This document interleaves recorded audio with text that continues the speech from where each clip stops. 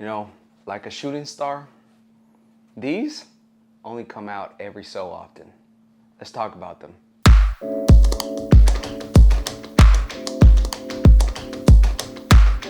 Air Jordan 11 in the Space Jam colorway, but this is the low top version. A lot of people didn't like this shoe when it first was announced. Rightfully so. It is not the more commonly known high top, but still people are kind of giving it its, the benefit of the doubt because it is an iconic colorway. But how about we go first into the unboxing of this shoe? First, you got the classic Jordan bicolor box. Not much to write home about in that sense. Is that, yeah, okay. I'm just trying to make sure that this is a whole new setup, by the way.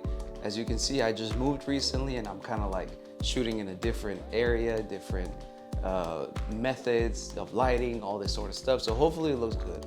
If not, you're just gonna have to deal with it. These is pretty much basic. I think the Air Jordan 12s also come in this. No, I'm sorry. The Air Jordan 7s come in this. The Air Jordan, the Playoff 8s came in this one as well. And yeah, just a very classic, kind of boring box if I'm not lying. The official colorway on this one is the black varsity royal white. I did get this in a size 9 because it was the only one they had at the Foot Locker that I went to. I didn't reserve, I didn't do any of that. I just walked in. They have my a size 9, I can fit one, so I grabbed it. But let's get straight into the actual shoe. Bam, right off the bat, the paper is kind of reminiscent of the carbon fiber shank that is visible in Jordan 11s. Down in the outsole. Pretty basic, to be honest, not much there to write home about. But here we have the Air Jordan 11 in this Space Jam colorway as it's more commonly known. Now this colorway, if y'all didn't know, what are you doing? Why is it called the Space Jam? It's because Michael Jordan famously wore these in the Space Jam movie.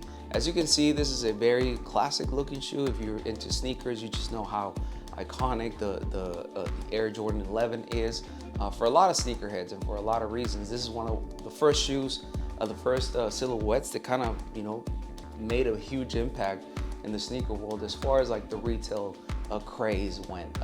Back in can't exactly remember what, but it was in the 2000s when the Air Jordan 11, the Concords released. People fought over them. People got into I'm pretty sure people died for this shoe, which is kind of sad. I'm not gonna lie. It's just a shoe, y'all. But still, this is an iconic shoe to have in my hands, even though it's the low top version. Right off the bat, I'm not a big fan of low tops, specifically with Jordans, unless it's like a Jordan 1. Jordan 2s can kind of pull that off. But for the most part, I'm a huge fan of just high tops when it comes to Jordans. But yeah, I'm not a big fan of it. But this shoe, I'm honestly gonna rock these probably for work and stuff, to be honest, just because it's a really classy shoe and it's still a sneaker, so it is comfortable in a way. Of course, you got the patent leather that kind of encompasses the whole shoe all around it. The iconic patent leather, this in all black, really glossy. You got the ballistic nylon mesh here in the top, really cool. I'm a huge fan of this specific colorway over the Concords, for example, because I feel like the mesh on the white mesh kind of don't age very well. Especially if you walk around in them a lot, the sweat starts to seep through and you can start seeing like some sweat stains or even dirt really kind of sticks to the white mesh. So I really do appreciate, I like black mesh over white mesh. That's already a huge plus on it. You got these thick laces that are very iconic in the Air Jordan 11, of course. What is iconic about this one, of course, is the icy blue outsole. As you can see, it's a translucent outsole. Of course, encompassing in between the outsole is this herringbone traction, which again, a lot of people still hoop in this shoe because the traction on it is amazing. The comfortability on it is amazing. And it's just a really solid shoe on court, to be honest. You can also see the carbon fiber shank plate there in the midfoot with the Jordan the Jumpman logo there in the bottom, seen through the translucent outsole. I will say I'm not a big fan of icy blue outsoles because they tend to age really badly. I got this pair of Carmines over here that originally had an icy blue outsole here, but now if you really look at it, the previous owner, I bought these used. I cleaned them, don't worry.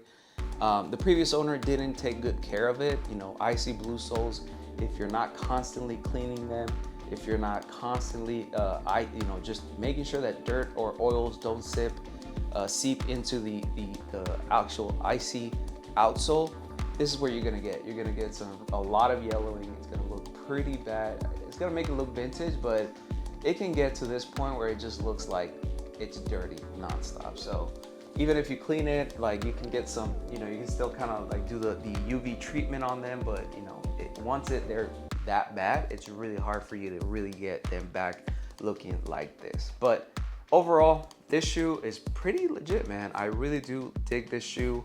I've worn them on feet, walked around Jordan 11s a little bit, and I'm gonna be honest, they're kind of blocky in a way, to be honest, but they've always were always comfortable. They're a comfortable shoe.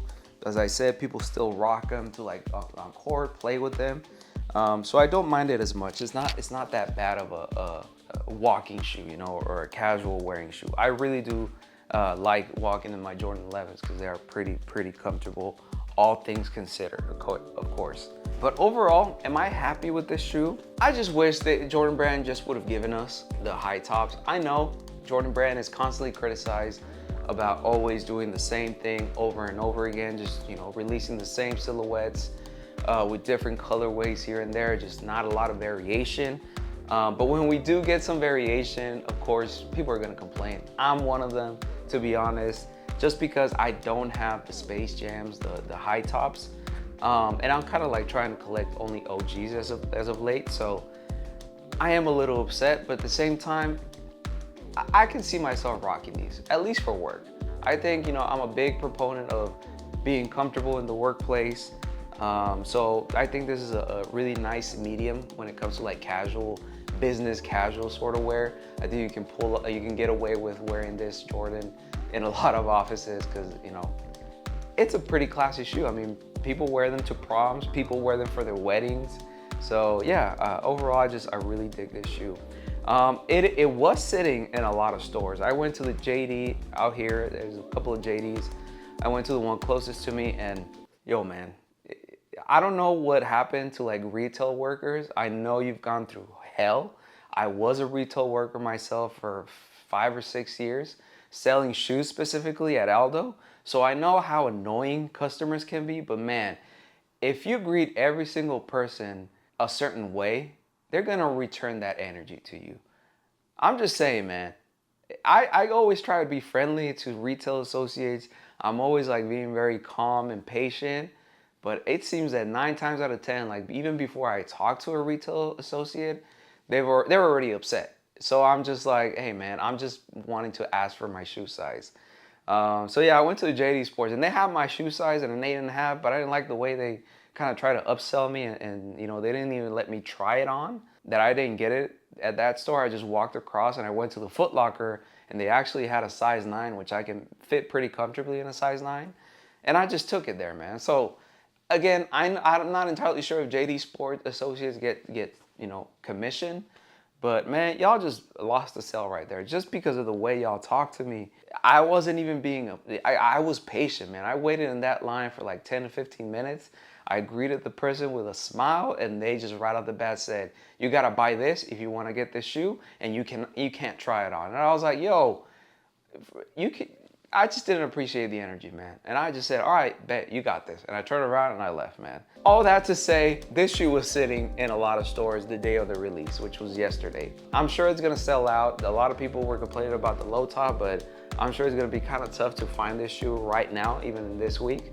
But I'm sure if you dig around, pretty sure you're gonna find this shoe at retail or below retail if you just wait long enough. Jordans have started to sit. I'm happy about that. I'm a huge fan that you're able to just walk into any store nowadays and get you a Jordan. 4 or 5 years ago, that wasn't the case. So I'm happy that everybody's being able to cop the shoes on release date, or if not 2 to 3 weeks after release. So yeah, overall, dig this shoe, iconic shoe, classic shoe. Gonna rock these with the khakis or some slacks here and there at the office. I might rock them, during the summertime with some shorts or whatnot, but we'll have to see. But folks, You let me know down in the comments below what you think of the Jordan 11 Low in the Space Jam colorway. Are you happy with the variation? Do you just want the high top, the original ones? What are your thoughts about this iconic colorway and this iconic silhouette? But folks, I've been True Fernie. This has been True Fernie. If you like this video, go ahead and give it a thumbs up and subscribe. If you didn't like this video, go ahead and give it a thumbs down, because believe it or not, every single bit helps. Links to my socials are down below. Please make sure to follow me on Threads, where I spend most of my waking hours talking about anime, talking about sneakers, talking about basketball. Right now we got the playoffs, baby. Mavs are in the Western Conference Finals. I'm so happy about that. So that's what I've been spending most of my time on Threads talking about. So make sure to drop a follow over there on Threads. Also make sure to follow me on IG and TikTok, where I upload more of this short form kind of sneaker content. And you know, maybe you'll like some of the stuff that I post on there.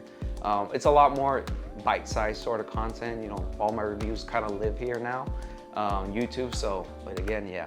And also, hey, I just recently broke 500 subscribers. Amazing. This is the most subscribers I've ever had in any channel. So I'm very happy. I'm very excited about the future. I might be able to start monetizing my work. So that's the dream. That's the goal, man. Being able to make some money out of this, make some money out of my interests, out of my hobbies, out of my passion. So very, very excited for that. And I really, really do want to thank every single one person who watches my stuff here on YouTube. So thank you very much. But folks, please take care of each other, but most importantly, take care of yourself. Peace.